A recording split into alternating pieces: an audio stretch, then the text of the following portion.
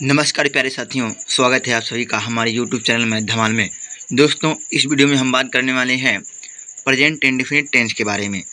चलिए दोस्तों शुरू करते हैं। दोस्तों, इसके पहले के वीडियो में हम लोग डिस्कस कर चुके हैं कि टेंस किसे कहते हैं और टेंस कितने प्रकार के होते हैं और रूपों के आधार पर टेंस कितने भागों में क्लासीफाई किया गया है। जैसा कि दोस्तों हम लोग पिछले वीडियो में यहाँ तक बात कर चुके थे कि कुल टेंस का 12 रूप होता है। Present indefinite tense, present continuous tense, present perfect tense, present perfect continuous tense, past indefinite tense, past continuous tense, past perfect tense, past perfect continuous tense, future indefinite tense, future continuous tense, future perfect tense, future perfect continuous tense. दोस्तों, इस video में हम बात करने वाले हैं properly present indefinite tense के बारे में। हम जानेंगे कि प्रेजेंट इंडेफिनिट टेंस का पहचान क्या होता है और इसके अंतर्गत आने वाले अन्योन्य वाक्यों को हम लोग कैसे हिंदी से अंग्रेजी में अनुवादित करते हैं। तो चलिए दोस्तों, सर्वप्रथम हम लोग जानते हैं कि प्रेजेंट इंडेफिनिट के अंतर्गत कौन सी वाक्य आते हैं। तो चलिए हम लोग देखते हैं। दोस्तों, जैसा कि नाम से ही ज्ञात होता है, प्रेजेंट इंडेफिनिट, प्रेजेंट मतलब वर्तमान, इंडेफिनिट मतलब अनिश्चित। मतलब हम कह दें कि ऐसी घटनाएं जो कि वर्तमान में तो घट रही हों, लेकिन जिनको देखने से यह ज्ञात नहीं हो रहा हो कि वह पूरा हो रही हैं या पूरा नहीं हुई हैं, उन्हें हम प्रेजेंट इंडेफिनिट टेंस के अंतर्गत रखते हैं। चलिए दोस्तों, हम लोग प्रेजेंट इंडेफिनिट टेंस का पहचान देखते हैं। तो दोस्तों हम बता दें, प्रेजेंट इंडेफिनिट का पहचान ये होता है कि उनके हिंदी वाक्यों के अंत में ता है, ती है, ते हैं, ते हूँ, ता हूँ, ती हूँ इत्यादि शब्द आते हैं। यदि हिंदी वाक्यों के अंत में ये शब्द दिख जाए तो हम उनको जो है प्रेजेंट इंडेफिनिट के अंतर्गत रखेंगे। दोस्तों, अब हम जो है अलग अलग 4 प्रकार के वाक्यों का जो है हिंदी से अंग्रेजी में अनुवाद करना सीखेंगे। जैसा कि affirmative, negative, interrogative, interrogative negative. Affirmative मतलब ऐसा वाक्य जिसमें किसी तथ्य को स्वीकारा जाए, उससे हम अफर्मेटिव कहते हैं। जैसे शिवा विद्यालय जाता है। अब वहीं हम बात करें निगेटिव का। निगेटिव मतलब ऐसा वाक्य जिसमें निषेधात्मक भावना हो, जैसे शिवा विद्यालय नहीं जाता है। अब वहीं हम बात कर लें इंटरोगेटिव मतलब एक ऐसा वाक्य जिसमें प्रश्न पूछा जाता हो, जैसे क्या शिवा विद्यालय जाता है, शिवा विद्यालय क्यों जाता है, शिवा विद्यालय कब जाता है, शिवा विद्यालय कैसे जाता है। तो ये जो है इंटरोगेटिव के अंतर्गत आ जाता है। अब हम जान लेते हैं इंटरोगेटिव निगेटिव कैसा होता है। जैसे जब किसी ने प्रश्न पूछा जाए और निषेधात्मक भावना भी हो, तो उसे जो है हम लोग इंटरोगेटिव निगेटिव के अंतर्गत रखते हैं। जैसे शिवा विद्यालय क्यों नहीं जाता है, शिवा विद्यालय कब नहीं जाता है। तो ये सब जो है इंटरोगेटिव निगेटिव के अंतर्गत आएंगे। तो चलिए दोस्तों, सबसे पहले हम लोग देखते हैं अफर्मेटिव के वाक्यों को कैसे, किन नियमों के तहत जो है हम लोग हिंदी से अंग्रेजी में अनुवादित करते हैं। तो चलिए देखते हैं। सबसे पहला हम लोग का टॉपिक है अफर्मेटिव सेंटेंस, इनकी स्वीकारात्मक वाक्य। तो दोस्तों, अफर्मेटिव सेंटेंस को जो है हिंदी से अंग्रेजी में बदलने के 2 नियम होते हैं। जैसा कि पहला नियम हम लोग का कि यदि ही, सी, इट या एक वचन करता हो तो उसके साथ हम लोग वर्ब की फर्स्ट फॉर्म के साथ यस या ईएस लगाते हैं। और दूसरा रूल ये है कि आई, वी, दे, यू तथा बहुवचनकर्ता के साथ हम लोग क्रिया का फर्स्ट फॉर्म ही यूज करते हैं। दोस्तों, इसका हम इस नियम को बनाने की फैक्ट आपको बता दें कि ये नियम ऐसा क्यों बनाया गया है कि जब हम लोग एक वचनकर्ता के साथ क्रिया का प्रयोग करेंगे तो उसमें यस या यस लगाएंगे। जैसा कि हम लोग को शुरू से ही सिखाया जाता है कि एक वचनकर्ता के साथ एक वचन क्रिया लगाया जाता है। और आपको हम यह बता दें कि मुख्य क्रिया की जो प्रथम अवस्था होती है वो जनरली बहुवचन ही होती है। जैसा कम, गो, राइट, हिट, बिट, ये सब बहुवचन फॉर्म में होती है। और हम लोग ये जानते हैं कि एक वचनकर्ता के साथ एक वचन क्रिया का प्रयोग किया जाता है। तो दोस्तों, इसलिए हम लोग ही, सी, इट तथा एक वचनकर्ता के लिए वर्ब की फर्स्ट फॉर्म में यस या यस लगाकर उस वर्ब को हम लोग एक वचन बना के तत्पश्चात उस क्रिया का प्रयोग हम लोग कर्ता के साथ करते हैं। और दूसरा रूल ये है कि आई, वी, दे, यू तथा बहुवचनकर्ता के साथ हम लोग क्रिया का फर्स्ट फॉर्म ही यूज करते हैं, क्योंकि आई, वी, दे, यू तथा बहुवचनकर्ता के साथ हम लोग बहुवचन क्रिया का प्रयोग करेंगे। और जैसा कि हम लोग जानते हैं कि क्रिया का प्रथम अवस्था बहुवचन रूप में ही होता है, तो इसलिए हम जो है यथावत उसको यूज कर लेते हैं। तो दोस्तों, अब हम सूत्र देखते हैं कि इस आधार पे कौन सा सूत्र बनता है? जैसा कि हम लोग पहले भी आप डिस्कस कर चुके हैं कि क्रिया की प्रथम अवस्था बहुवचन रूप में ही होती है। ठीक है, चलिए अब हम लोग इसका सूत्र देख लेते हैं कि सूत्र कैसा बनता है। दोस्तों, यदि हमारे सामने प्रेजेंट इंडेफिनिट के अंतर्गत अफर्मेटिव वाक्य आ जाए तो उनका अंग्रेजी बनाने के लिए हम लोग सबसे पहले वाक्य का सब्जेक्ट यानी कर्ता, फिर क्रिया की प्रथम अवस्था। यदि कर्ता एक वचन है तो उसके साथ हम लोग क्रिया लिखते समय यस या यस लगा देंगे क्रिया में, और फिर लिखेंगे ऑब्जेक्ट, फिर उसके बाद अदर वर्ड यानी कि जो भी आए। चलिए हम लोग उदाहरण देखते हैं। दोस्तों, हम लोग का पहला उदाहरण है, शिवा विद्यालय रोज जाता है। शिवा विद्यालय रोज जाता है। तो दोस्तों, जैसा कि हम लोगों ने ऊपर देखा है कि कैसे बनाया जाता है। सबसे पहले हम लोग कर्ता लिखेंगे। तो दोस्तों, कर्ता शिवा है, शिवा। फिर हम लोग लिखेंगे क्रिया की फर्स्ट फॉर्म। तो देखो, क्रिया की फर्स्ट फॉर्म गो, और जैसा कि शिवा एक वचन है इसलिए हमने इसमें यस लगा दिया, क्योंकि एक वचन कर्ता के साथ एक वचन क्रिया। तो शिवा गोज टू स्कूल, और ये डेली हो गया। दोस्तों, अब हम लोग चलते हैं अगला उदाहरण। हम लोग का अगला उदाहरण है, वह क्रिकेट खेलता है। दोस्तों, कर्ता इसमें है वह की अंग्रेजी होती है ही, फिर क्रिया है खेलता है। दोस्तों, खेलना होता है प्ले माने, जैसा कि ही एक वचन है इसलिए हम लोग जो है प्ले में जस्ट लगा देंगे, हो जाएगा प्लेज, और क्रिकेट होता है क्रिकेट ही माने, तो ही प्लेज क्रिकेट। अब आते हैं हम लोग अगला एग्जाम्पल। जो हम लोग का अगला एग्जाम्पल है, वे गरीब पर हंसते हैं। वे गरीब पर हंसते हैं। दोस्तों, इसमें कर्ता है वे की अंग्रेजी होती है दे, और हंसना होता है लॉफ माने, जैसा कि हम इसमें यस या यस नहीं लगाएंगे क्योंकि बहुवचन के कर्ता के साथ हम लोग क्रिया की केवल फर्स्ट फॉर्म ही लगाते हैं। तो हो जाएगा दे लॉफ एट द पुअर, यानी कि वे गरीबों पर हंसते हैं। अगला उदाहरण है हम लोग का, मैं घर जाता हूँ। दोस्तों, मैं घर जाता हूँ, इसका हो जाएगा, इसमें करता है मैं, तो मैं की अंग्रेजी आई, और जाना का होता है गो। और जैसा कि हमने पढ़ा है नियम में कि आई वी दे के साथ जो है क्रिया की फर्स्ट फॉर्म ही यूज की जाती है। तो हम लोग आई गो होम। अब होम के लिए टू का प्रयोग नहीं किया जाता है। चलते हम लोग अगला उदाहरण देखते हैं। अगला उदाहरण है हम लोग का, दोस्तों, हम लोग सत्य बोलते हैं। दोस्तों, हम लोग की अंग्रेजी वी होती है और वी बहुवचन है, इसलिए हम लोग इसके साथ क्रिया की प्रथम अवस्था यूज करेंगे। जैसे कि बोलना होता है स्पीक माने, तो जाएगा वी स्पीक द ट्रूथ। दोस्तों, अगला एग्जाम्पल हम लोग का जो कि इम्पोर्टेंट है, यदि किसी वाक्य में सदैव आए तो उसको कैसे हम लोग हिंदी से अंग्रेजी में बनाएंगे। जैसा कि लिखा गया है, तुम सदैव झूठ बोलते हो। दोस्तों, जब किसी वाक्य में सदैव आ जाए तो हम लोग कर्ता के जस्ट बाद ही हम लोग उस सदैव का अंग्रेजी ऑलवेज लिख देंगे। उसके बाद जो भी हम लोग का नियम है उसको फॉलो करेंगे। जैसा कि तुम सदैव झूठ बोलते हो, तुम लिखेंगे यू, सदैव का अंग्रेजी ऑलवेज। उसके बाद जो भी हमारा है फॉर्मेट उसको हम रिप्लाई करेंगे या हम उसको जो है फॉलो करेंगे। तो यू ऑलवेज टेल माने कहना, अलाई माने झूठ बोलना, टेल माने बोलना होता है। तो यू ऑलवेज टेल अ लाई, यानी कि तुम सदैव झूठ बोलते हो। चलिए दोस्तों, अब हम लोग अगला प्रकार देखते हैं जो कि हम लोग का नेगेटिव मतलब एक ऐसा वाक्य जिसमें निषेधात्मक भावना हो, यानी कि किसी चीज को नकारा जाए। जैसा कि हम लोग कुछ उदाहरण देख लेते हैं।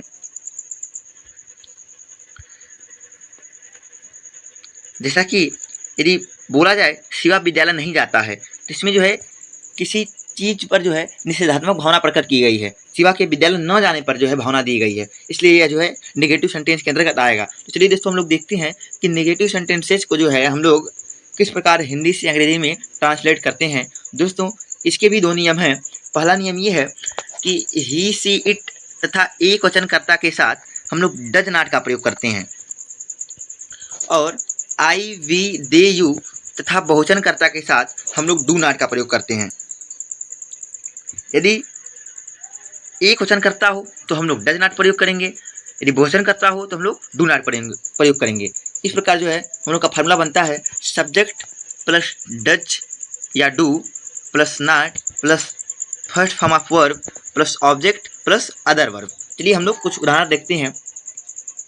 दोस्तों, जैसा कि हम लोग का पहला उदाहरण है, शिवा विद्यालय रोज नहीं जाता है। तो सबसे पहले हम लोगों ने सीखा है कि हम कर्ता लिखेंगे तो शिवा, उसके बाद कर्ता के अनुसार डू नॉट या डज नॉट। यदि कर्ता एक वचन है तो डज नॉट, यदि बहुवचन है तो डू नॉट। तो जैसा कि शिवा किसी का नाम है और ये वचन है, इसलिए हम लोग जो है शिवा के साथ डज नॉट लगाएंगे। शिवा डज नॉट, फिर उसके बाद फर्स्ट फॉर्म ऑफ वर्ब गो, फिर इसको जो है ऑब्जेक्ट टू स्कूल, उसके बाद अदर वर्ड डेली। तो दोस्तों शिवा विद्यालय रोज नहीं जाता है, इसका अंग्रेजी हो जाएगा Shiva does not go to school daily. अगला है हम लोग का दोस्तों,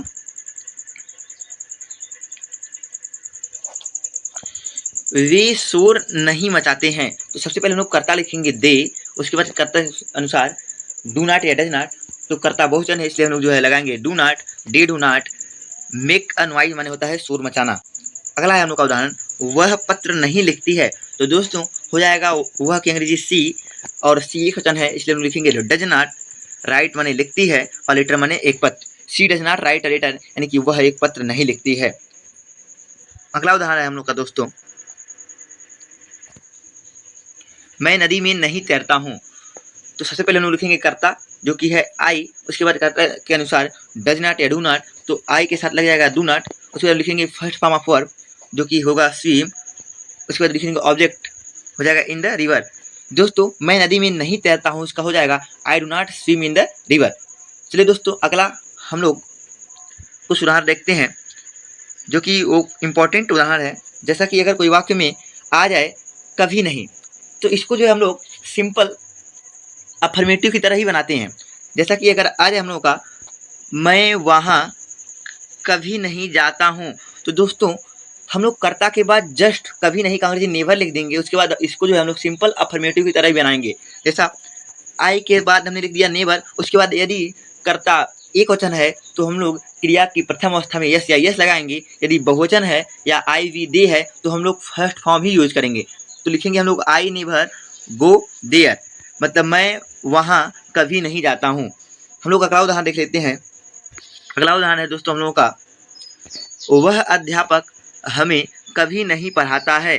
तो मैंने बताया अगर वाक्य में कभी नहीं आ जाए तो हम लोग कर्ता के बाद जस्ट लिखते हैं कभी नहीं का अंग्रेजी, तो लिखेंगे डेट टीचर यानी कि वह अध्यापक, नेवर, उसके बाद हम लोग सिंपल अफर्मेटिव का रूल लगाएंगे। अगर कर्ता एक वचन है तो हम क्रिया में यस या यस लगाएंगे, अगर कर्ता बहुवचन है तो हम सिंपल जो है फर्स्ट फॉर्म लिख देंगे। तो देखेंगे डेट टीचर यानी कि वह अध्यापक एक वचन है, इसलिए जो है हम लोग क्रिया में यस या यस लगाएंगे, तो हो जाएगा टीच हमें मतलब यस अस, तो हो जाएगा that teacher never teach us, यानी कि वह अध्यापक हमें कभी नहीं पढ़ाता है।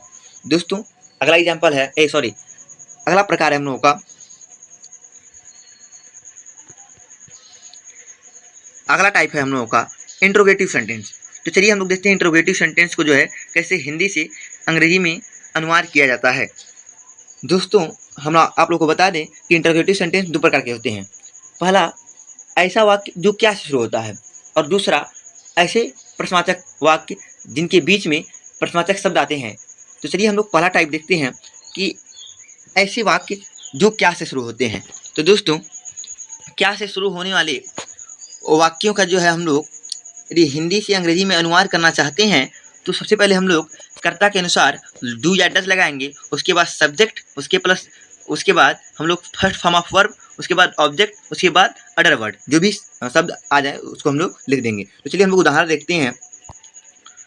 दोस्तों हम लोग का पहला जो है वाक्य है वो है क्या शिवा बाजार जाता है।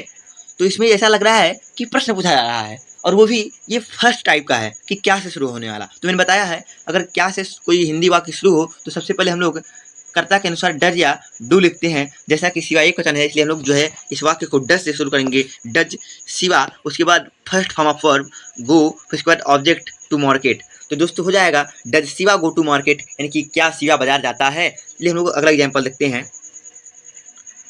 हम लोग अगला एग्जाम्पल है क्या तुम झूठ बोलते हो। तो सबसे पहले हम लोग जो है कर्ता के अनुसार डू या डज लिखेंगे। जैसा कि कर्ता हम लोग का तुम है, तुम के लिए हम लोग डू का प्रयोग करते हैं, इसलिए हो जाएगा डू यू टेल अ लाई। दोस्तों क्या तुम झूठ बोलते हो, इसका अंग्रेजी हो जाएगा डू यू टेल अ लाई। अगला एग्जाम्पल है दोस्तों हम लोगों का क्या दीपक रोज विद्यालय जाता है। तो दोस्तों सबसे पहले हम लोग लिखेंगे कर्ता के पहले डू या डज, यदि कर्ता एक वचन है तो डज, यदि बहुवचन है तो डू। जैसा कि दीपक यहाँ किसी का नाम है इसलिए जो है एक वचन है, इसलिए हम लोग सबसे पहले डज का प्रयोग करेंगे, डज दीपक, फिर क्रिया की प्रयोग करेंगे जो कि है गो, फिर उसके बाद हम लगाएंगे ऑब्जेक्ट टू स्कूल, उसके बाद अदर वर्ड यानी डेली। तो क्या दीपक रोज विद्यालय जाता है, इसका अंग्रेजी हो जाएगा does Deepak go to school daily. अगला एग्जाम्पल है हम लोग का दोस्तों, क्या वे लोग क्रिकेट खेलते हैं।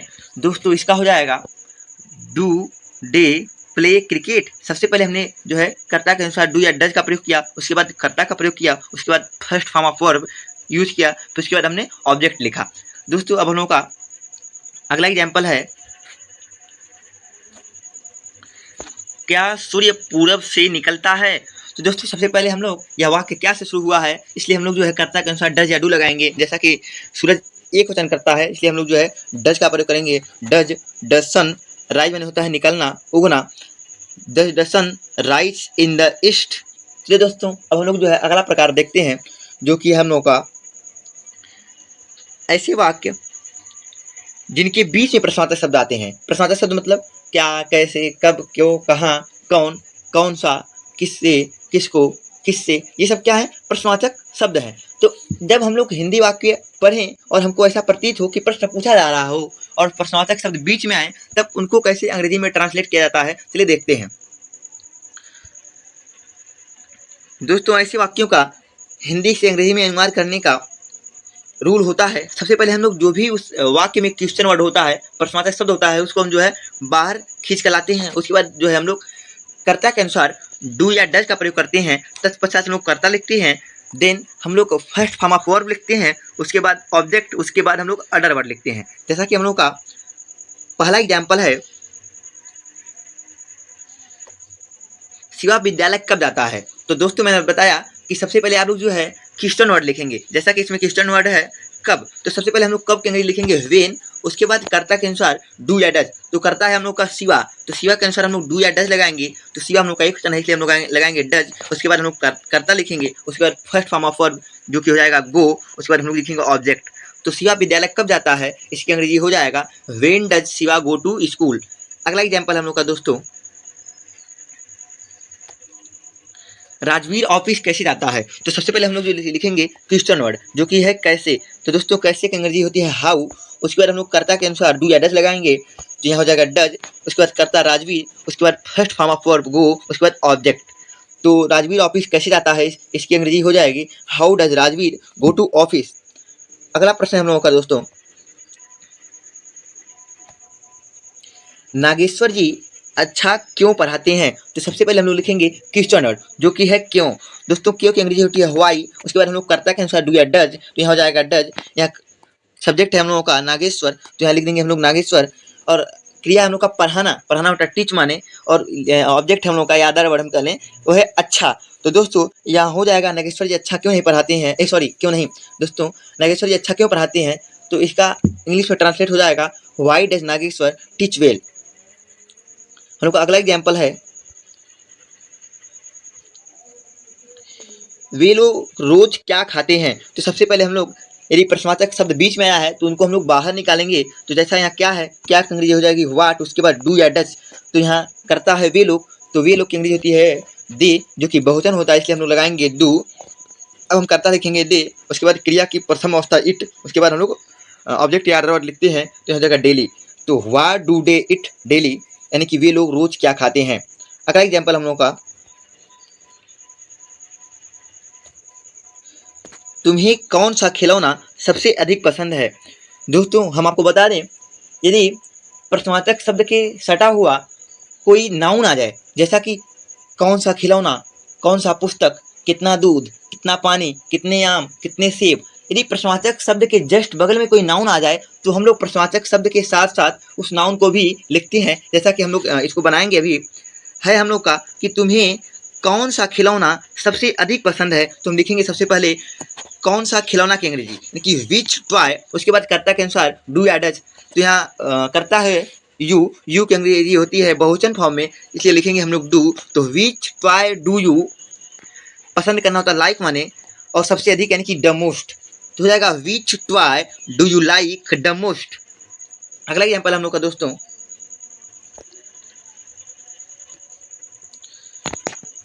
तुम्हें कौन बुलाता है। दोस्तों ये भी हम आपको रिकॉल करवा दें, यदि एक ऐसा वाक्य आ जाए जिसमें हमको प्रश्नवाचक शब्द ही कर्ता की तरह प्रतीत हो। जैसे हम लोग पढ़ रहे हैं तुम्हें कौन बुलाता है, ऐसा लग रहा है कि कौन जो है यहाँ सब्जेक्ट का कार्य कर रहा है। तो ऐसे वाक्य को हम लोग जो है सिंपल अफर्मेटिव की तरह ही बनाते हैं। जैसा सिंपल अफर्मेटिव का रूल होता क्या है, सबसे पहले हम कर्ता लिखते हैं, कर्ता के बाद हम लोग यदि क्रिया लिखेंगे, क्रिया जो है कर्ता के अनुसार, यदि कर्ता एक वचन है तो हम लोग यस या यस लगाते हैं, यदि कर्ता बहुवचन है तो हम लोग जो है यस या यस नहीं लगाते हैं, सिंपल हम जो है क्रिया की प्रथम अवस्था लिख देते हैं। तो उसी प्रकार हम लोग यदि ऐसा प्रश्नवाचक वाक्य मिल जाए जिसमें लोग प्रश्नवाचक शब्द ऐसा लगे कि कर्ता की भांति कार्य कर रहा है, तो लोग उसको जो है इस प्रकार बनाएंगे जैसा कि हम लोग तुम्हें कौन बुलाता है इसको बनाने जा रहे हैं। तो दोस्तों हमको पढ़ने से ये ज्ञात हो रहा है कि तुम्हें कौन बुलाता है, इसमें जो कौन लग रहा है वो कर्ता की भांति हमको प्रतीत हो रहा है। तो हम बनाएंगे कैसे, सबसे पहले कर्ता हो जाएगा हु, और फिर कर्ता के अनुसार हम लोग क्रिया में यस या यस लगाएंगे। तो हु जो है कौन जो है वो सिंगुलर होता है, तो हम लोग यहाँ लिखेंगे हु काल्स, देखिए काल में यस या यस जोड़ दिया मैंने। फिर उसके बाद ऑब्जेक्ट जो तुम्हें कौन बुलाता है हो जाएगा हु कॉल्स यू। यदि ये होता कि हमें कौन पढ़ाता है, तो इसमें जो है कौन क्या हो रहा है हम लोग का ऑब्जेक्ट, सॉरी कौन लग रहा है हम लोग को सब्जेक्ट की भांति। हमें कौन पढ़ाता है तो ये हो जाएगा हु टीच अस। ये दोस्तों हम लोग अगला देखते हैं। अगला प्रकार है हम लोगों का इंट्रोगेटिव नेगेटिव सेंटेंस, यानी कि ऐसे वाक्य जिसमें प्रश्न भी पूछा जाए और नहीं का भी प्रयोग किया जाए, उसे हम बोलते हैं इंट्रोगेटिव नेगेटिव सेंटेंस। तो दोस्तों इसमें भी दो टाइप होगा। जैसे कि हम लोग का पहला टाइप है क्या से शुरू होने वाले वाक्य, ऐसे वाक्य जो क्या से शुरू होते हैं। तो दोस्तों इंट्रोगेटिव और इंट्रोगेटिव नेगेटिव को जो है हिंदी से अंग्रेजी करने का नियम जो है खास अलग नहीं है, बस इतना अंतर है कि हम लोग जो है इंट्रोगेटिव नेगेटिव को हिंदी से अंग्रेजी में बताते समय हम लोग कर्ता के बाद नॉट लगा देंगे, और कुछ ज़्यादा जो है खास परिवर्तन नहीं होगा। तो चलिए हम लोग देखते हैं। यदि कोई वाक्य जो है कि क्या से शुरू होता है तो उसकी अंग्रेजी हम लोग जो है कैसे बनाएंगे। तो दोस्तों सबसे पहले हम जो है कर्ता के अनुसार जो है हम लोग डू या डज लिखेंगे, उसके बाद कर्ता, और जैसा कि मैंने बताया कि कर्ता के जस्ट बाद हम लोग नॉट का प्रयोग करेंगे, उसके बाद क्रिया की प्रथम अवस्था, उसके बाद ऑब्जेक्ट, उसके बाद अदर वर्ड। जैसा कि हम लोग का पहला एग्जाम्पल है, क्या दिवाकर गाली नहीं देता है। तो सबसे पहले जो हम लोग कर्ता के अनुसार डू या डज लगाएंगे। जैसा कि कर्ता हम लोग का एक वचन है इसलिए हम लोग लिखेंगे डज दिवाकर, और कर्ता की जस्ट पर नॉट, डज दिवाकर नॉट, उसके बाद क्रिया हम लोग का हो जाएगा एब्यूज, माने होता है गाली देना। तो डज दिवाकर नॉट एब्यूज, यानी कि क्या दिवाकर गाली नहीं देता है। अगला एग्जाम्पल हम लोग का दोस्तों, क्या वे लोग नदी में नहीं तैरते हैं, क्या वे लोग नदी में नहीं तैरते हैं। तो सबसे पहले हम लोग जो है कर्ता के अनुसार डू या डज लिखेंगे। तो यहाँ कर्ता बहुवचन है वे लोग, इसलिए हम लोग डू लगाएंगे। Do they not swim in the river, यानी कि क्या वे लोग नदी में नहीं तैरते हैं। अगला प्रकार है हम लोग का दोस्तों, जब कोई वाक्य के बीच में प्रश्नार्थक शब्द आए, जैसा कि शिवा क्या नहीं खाता है, मैं कितने सेब नहीं खाता हूँ, तो इसका हम लोग अंग्रेजी में ट्रांसलेट कैसे करेंगे। तो दोस्तों ज़्यादा कुछ अंतर तो नहीं है। जिस प्रकार हम लोग इंट्रोगेटिव सेंटेंस में इस प्रकार के वाक्यों का जो है हिंदी से अंग्रेजी में अनुवाद किया है, ठीक उसी प्रकार अनुवाद करेंगे, बट हम लोग जो है कर्ता के जस्ट बाद नॉट का प्रयोग करेंगे। जैसा कि हम लोग इसका सूत्र देख लेते हैं। पहले हम लोग क्वेश्चन वर्ड को बाहर लाएंगे, जो भी प्रश्नार्थक शब्द होगा उसको बाहर लाएंगे, फिर जो है कर्ता के अनुसार डू डज, उसके बाद सब्जेक्ट, और सब्जेक्ट के जस्ट बाद हम लोग नॉट लिखेंगे, उसके बाद फर्स्ट फॉर्म ऑफ वर्ब, उसके बाद ऑब्जेक्ट, उसके बाद अदर वर्ड। चलिए दोस्तों हम लोग एग्जाम्पल देख लेते हैं। हम लोग का पहला एग्जाम्पल है शिवा क्या नहीं खाता है। तो सबसे पहले हम लोग लिखेंगे प्रश्नवाचक शब्द की अंग्रेजी। तो प्रश्नवाचक शब्द है क्या, तो क्या की अंग्रेजी होती है व्हाट, उसके बाद कर्ता के अनुसार डू या डज, तो यहाँ हो जाएगा डज, उसके बाद कर्ता शिवा, और कर्ता के जस्ट वर्ड नॉट, उसके बाद क्रिया इट। शिवा क्या नहीं खाता है, तो what does Shiva not it. अगला एग्जाम्पल हम लोग का दोस्तों, मैं कितने सेब नहीं खाता हूँ। दोस्तों अभी मैंने कुछ समय पहले बताया कि अगर प्रश्नवाचक शब्द के सटा हुआ कोई नाउन आ जाए तो उसको जो है हम प्रश्नवाचक शब्द के साथ ही लिखते हैं। जैसा कि कितने सेब, कितने आम, कितना आटा, कितना तेल, कितना गेहूं, कौन सा खिलौना, कौन सा पुस्तक। तो ऐसा अगर आ जाए तो हम लोग जो है प्रश्नवाचक शब्द के साथ ही उस नाउन का भी अंग्रेजी लिखते हैं। तो हम लोग इसका अंग्रेजी बनाएंगे हाउ मेनी एप्पल्स। उसके बाद हम लोगों ने देखा है कि कर्ता के अनुसार हम डू या डज लिखेंगे। तो यहाँ कर्ता आई है इसलिए हम लोग लिखेंगे डू, उसके बाद कर्ता आई, और कर्ता के जस्ट बाद हम लोग नॉट यूज करेंगे, उसके बाद क्रिया। तो मैं कितने सेब नहीं खाता हूँ, इसका अंग्रेजी हो जाएगा how many apples do I not it. अगला एग्जाम्पल हम लोगों का, वे लोग रोज कहाँ नहीं जाते हैं। तो सबसे पहले हम लोग लिखेंगे प्रश्नवाचक शब्द की अंग्रेजी, जो कि हो जाएगा हम लोग का कहाँ, कहाँ की अंग्रेजी हो जाएगा वेयर, और उसके बाद हम लोग कर्ता के अनुसार डू या डज। तो यहाँ हो जाएगा डू, उसके बाद करता है डे और करता के जस्ट बाद नॉट लगाएंगे, उसके बाद क्रिया की अंग्रेजी गो। वे लोग रोज कहाँ नहीं जाते हैं, तो इसका अंग्रेजी हो जाएगा where do they not go. अगला एग्जाम्पल हम लोगों का, तुम रोज कितना आटा नहीं खरीदते हो। जैसा कि मैंने पहले बताया, अगर प्रश्नवाचक शब्द के जस्ट बगल में कोई नाउन आ जाए तो हम लोग उसको साथ साथ लिखते हैं, तो हम लोग लिखेंगे हाउ मच फ्लोर। अगर वो नाउन काउंटेबल है तो हम लोग हाउ मेनी का प्रयोग करेंगे, अगर अनकाउंटेबल है तो हम लोग हाउ मच का प्रयोग करेंगे। जैसे हम लोगों ने देखा है कि हम लोग सेब को गिन सकते हैं, इसलिए हम लोग प्रयोग किया हाउ मेनी, और हम लोग आटा को गिन नहीं सकते हैं, इसलिए हम लोग उसका यूज किया हाउ मच फ्लोर। उसके बाद करता के अनुसार डू या डज, यहाँ डू हो जाएगा, करता है you, to how much flour do you, करता के जस्ट वर्ड नॉट, उसके बाद बाई माने होता है खरीदना, और जैसा कि लिखा गया है तुम रोज कितना आटा नहीं खरीदते हो, तो रोज की अंग्रेजी हो जाएगी डेली। इस प्रकार जो हम लोग का बन जाएगा कि तुम रोज कितना आटा नहीं खरीदते हो, how much flour do you not by daily. अगला एग्जाम्पल हम लोग का दोस्तों, हम लोग वहाँ क्यों नहीं जाते हैं। हम लोग वहाँ क्यों नहीं जाते हैं, तो सबसे पहले हम लोग प्रश्नवाचक शब्द की अंग्रेजी लिखेंगे व्हाई, उसके बाद कर्ता के अनुसार डू या डज, तो करता है हम लोग है तो हम लोग की अंग्रेजी वी के साथ डू, करता वी, करता के जस्ट वर्ड नॉट, उसके बाद क्रिया, फिर उसके बाद जो है अदर वर्ड या ऑब्जेक्ट देयर, तो हो जाएगा why do we not go there. अगला एग्जाम्पल हम लोग का दोस्तों, तुम्हें कौन नहीं पढ़ाता है। दोस्तों हम लोगों ने डिस्कस किया है कि ऐसा प्रश्नवाचक वाक्य अगर आ जाए कि हमको लगे कि प्रश्नवाचक शब्द ही यहाँ कर्ता की भांति कार्य कर रहा है, तो हम लोग उसको जो है सिंपल एक वचन कर्ता के साथ यस या इस लगाते हैं, और बहुवचन कर्ता के साथ सीधा जो हम लोग क्रिया के प्रथम अवस्था लगाते हैं अफर्मेटिव में। लेकिन ये जो है निगेटिव है, तुम्हें कौन नहीं पढ़ाता है, तुम्हें कौन नहीं पढ़ाता है, तो इसको जो है हम लोग डील करेंगे निगेटिव की बात। हम लोग एक वचन कर्ता के साथ जैसे हम लोग डज नॉट लगाते थे, और बहुवचन का कर्ता के साथ हम लोग डू नॉट लगाते थे, तो कौन जो है सिंगुलर जो है हम लोग का सब्जेक्ट है, इसलिए जो हम लगाएंगे यहाँ पर तुम्हें कौन नहीं पढ़ाता है। तो यदि प्रश्नवाचक शब्द हम लोग को जो है कर्ता की बात लगे, तुम्हें कौन नहीं पढ़ाता है, तो इस प्रकार जो है सबसे पहले हम लोग कर्ता की अंग्रेजी लिखेंगे, जैसा कि हो जाएगा हम लोगों का हु। उसके बाद जो है कर्ता के अनुसार डू नॉट या डज नॉट, तो यहाँ जो है हु जो है हम लोग का है सिंगुलर है, इसलिए लिखेंगे हम लोग does not, who does not, उसके बाद क्रिया टीच, उसके बाद ऑब्जेक्ट यू, तो हो जाएगा हम लोग का तुम्हें कौन नहीं पढ़ाता है, who does not teach you.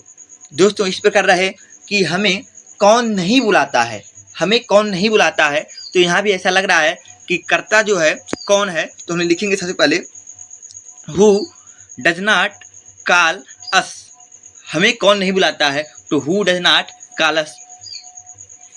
दोस्तों इस वीडियो में बस इतना ही, फिर मिलेंगे अगले वीडियो में प्रेजेंट कंटिन्यूअस टेंस के साथ। धन्यवाद।